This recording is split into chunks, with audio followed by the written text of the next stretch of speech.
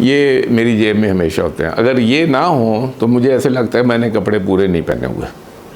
5S का सारे का लुबे लबाब ये है, a place for everything and everything in its place.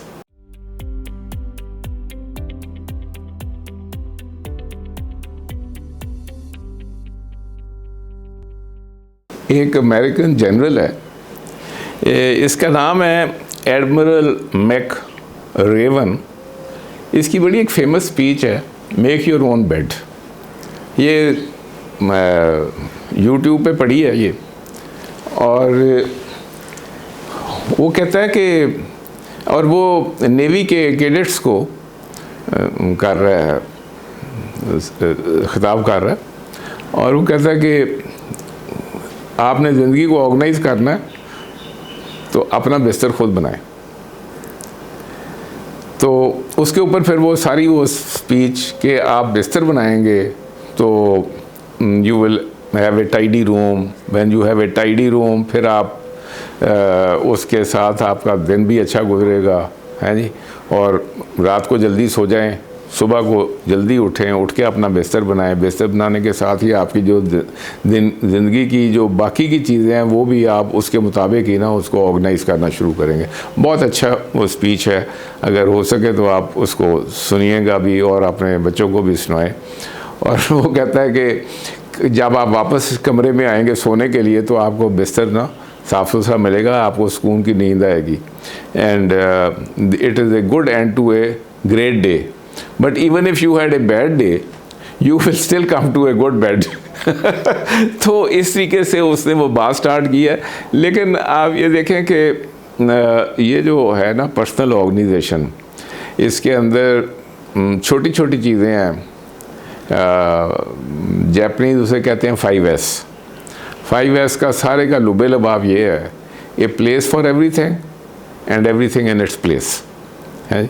आपने रोज़ाना आग में अपना बटुआ निकाला है तो कहाँ रखा है, रोज़ाना वही रखना है जी। वो आगे पीछे हो जाएगा तो वो आपको ज़हमत होगी। तो इसी तरीके से अगर आप किचन के अंदर हैं तो किचन पे आप ये देखते हैं कि आपके दाएं हाथ से क्या क्या चीज़ें लेनी है। इधर कड़छे चमचे हैं या इधर कोई फ्राइंग पैन हैं, ताकि आपका टाइम ना जाए, कभी उधर जा रहे हैं, कभी उधर जा रहे हैं, कभी उधर जा रहे हैं। सो थ्रू आउट आप ये देखते हैं कि आप जहाँ भी खड़े हैं आप इस तरीके से खड़े हों कि या अपने आप को ऑर्गेनाइज ऐसे करें कि आपका दाएं हाथ के साथ क्या काम कर सकते हैं, आप अपने बाएं हाथ से क्या कर सकते हैं, आप किस दराज में रखें से क्या खींचेंगे, इधर से क्या निकालेंगे। तो उसके साथ ही अगर आपने अपनी दराज़ों के अंदर वो चीज़ें रख ली हो तो थोड़ी सी जगह पे और थोड़े से टाइम में आप बहुत सारा काम कर सकते हैं। सो बेसिकली ये जो है ना पर्सनल ऑर्गेनाइजेशन है तो फ्रॉम मेकिंग योर बेड, लेकिन आप बहुत से इसके अंदर चीज़ें ज़ाती तंजीम की आ जाती हैं और उसका नतीजा ये होता है कि आपने जब ये कर रहे होते हैं तो फिर अपनी ज़िंदगी को आप सिंप्लीफाई कर लेते हैं। जो काम इस्तेमाल की चीज़ें वही आप अपने पास रखते हैं और गैर ज़रूरी चीज़ों को आप फ़ारिग कर देते हैं, और उसके साथ आपका दिमाग भी क्लियर हल्का रहता है, आपकी जगह भी हल्की रहती है और आपके लिए काम करना आसान होता है। तो लेकिन ये जो ज़ाती तंजीम है इसमें छोटे छोटे और एलिमेंट्स हैं कि आप अपने आप को ऑर्गेनाइज़ कैसे करते हैं। मैं ज़ाती तौर पे आपको ये बता सकता हूँ कि मैंने सारी ज़िंदगी ये जो टिप्स थी, मेरी खुशकिस्मती ये थी कि मैंने कहीं ये बचपन में पढ़ ली थी। तो जब मैं कॉलेज टाइम में था तो उस वक़्त से आज तक एक कॉपी और एक पेन ये मेरी जेब में हमेशा होते हैं। अगर ये ना हो तो मुझे ऐसे लगता है मैंने कपड़े पूरे नहीं पहने हुए हैं। क्यों कि मैंने आज दिन में क्या काम करने हैं वो मैंने यहाँ पे लिखने हैं, हैं जी। और फिर जैसे जैसे हो जाएंगे शाम को मैं उनको टेक ऑफ करूँगा, और हमेशा ये होता है कि एक दो नहीं हुए होते तो अगले दिन के लिए अगला वर्क का यूज़ करूँगा और उसके अंदर फिर मैं लिखूँगा कि कल को मैंने क्या काम करना है। इसके अलावा जो क्रिएटिव आइडियाज़ होते हैं वो हर आदमी को आते हैं, लेकिन वो सोच के इधर उधर उसको गायब कर देता है। तो उसके लिए ज़रूरी है कि उसी कॉपी की दूसरी साइड पे ना वो अपने आइडियाज़ लिखता जाए। जब वो आइडिया लिखता जाएगा तो वो फिर किसी वक्त कोई आइडिया काम का होगा, कोई नहीं होगा, किसी को क्रॉस कर दे, किसी को, लेकिन वो अगर 50 आइडिया लिखेगा ना, उसमें हो सकता है एक उसकी ज़िंदगी तब्दील कर दे।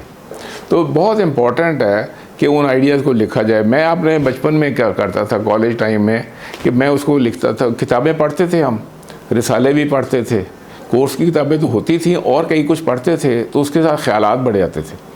तो मैंने वहाँ पे लिखा हुआ था आइडिया म्यूज़ियम, है। तो ये एक्चुअली वो मेरा आइडिया म्यूज़ियम था। उसमें जो दिमाग में आता था, रात को कोई जागे उठे तो कोई ख्याल आया कि यार रेफ्रिजरेटर बनाना है, तो लिख लिया कि रेफ्रिजरेटर बनाना है। अगले दिन उसकी किताब कहीं से उठाई, पढ़ी, देखा, फिर कहा नहीं ये मेरे अंदर वो पसली नहीं है इसको करने वाली, क्रॉस कर दिया इसको। अगले दिन कुछ और कहा। कि किस्सा मुख्तसर ये कि आप एक आइडिया म्यूज़ियम बनाएं और ताकि उसको करें।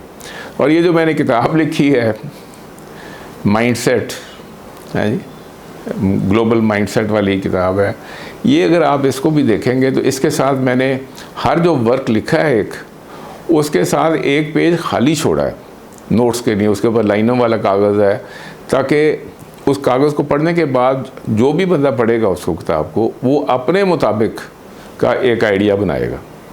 वो मेरा आइडिया नहीं है, वो उसी का आइडिया, उसको अपने माहौल के मुताबिक वो चीज़ उसको नज़र आ रही है। अगर वो लिख लेगा तो फिर तो शायद वो कहीं आगे चल पड़े। अगर किताब पढ़ने के बाद उसने किताब रख दी तो वो आइडिया भी कहीं गायब हो जाएगा और वो दोबारा आइडिया आने वाला नहीं है। ये आइडिया जो होता है ना, ये परिंदे की तरह होता है। ऐसे इधर से परिंदा उड़ा जा रहा है, आपने उठा के पकड़ लिया तो फिर आपका परिंदा है। तो अगर वो आपने उसको जाने दिया तो वो परिंदा आज़ाद परिंदा है, वो फिर आपको नहीं, दोबारा नहीं मिलना वो। तो इसलिए ऐसे ही आइडियाज़ को जब आप कैप्चर करते हैं, ये पर्सनल ऑर्गेनाइजेशन का एक हिस्सा है। थोड़ा सा मैं आपको इसके ऊपर अगली बात भी बता दूं, वो ये है कि आप आइडियाज़ को जनरेट कैसे करते हैं या आप अपने आइडियाज़ को ऑर्गेनाइज करते हैं।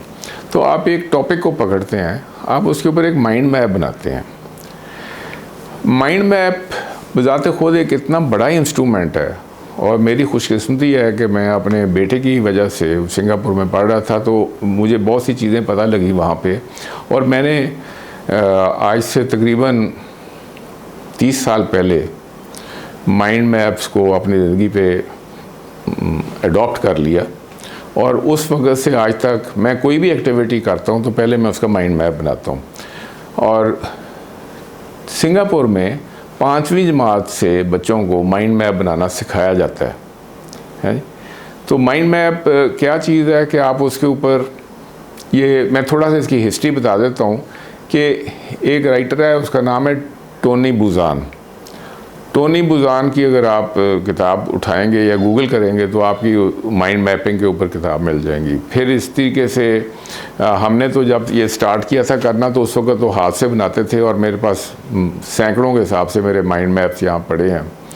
और ये हमारे सफ़ीर साहब ने उसको ऑर्गेनाइज़ किया हुआ है मुख्तलिफ कॉपीज़ में। अच्छा, लेकिन अब उसकी सॉफ्टवेयर भी आ गए हैं, है। तो माइंड मैपिंग के कई किस्म के सॉफ्टवेयर हैं, कोई फ्री हैं, कोई दूसरे हैं। लेकिन आप करते हैं कि एक आप बेसिक टॉपिक पकड़ते हैं और उसमें से ब्रांचेस लेनी शुरू करते हैं, है। और वो जो ब्रांचेस होती हैं वो फिर सब ब्रांचेस बनाती हैं, और उन सब ब्रांचेस में फिर आप लिखते हैं। मसलन अगर फ़र्ज़ करें यहाँ से मैंने लाहौर जाना है, तो लाहौर जाने का एक मेरा मकसद होगा कि मैं क्या करने जा रहा हूँ। तो मैं वो लाहौर का उसको लिखूँगा, ट्रैवल टू लाहौर। तो ऊपर मैं कहूँगा पर्पस। ये लोग प्रॉब्लम सॉल्विंग स्किल्स को इन्होंने सिंप्लीफाई कर दिया। कोई भी मसला आपका होता है तो उसके लिए एक अप्रोच है, उसको कहते हैं फिश बोन डायग्राम।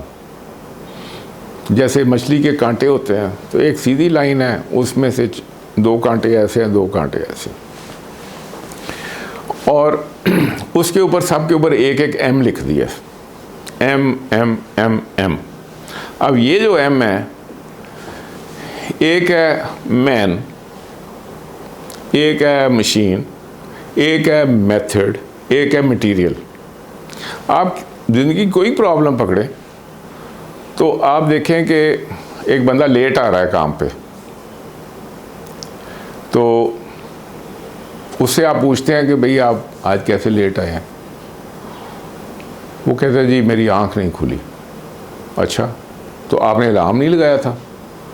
सर वो क्लॉक नहीं चला।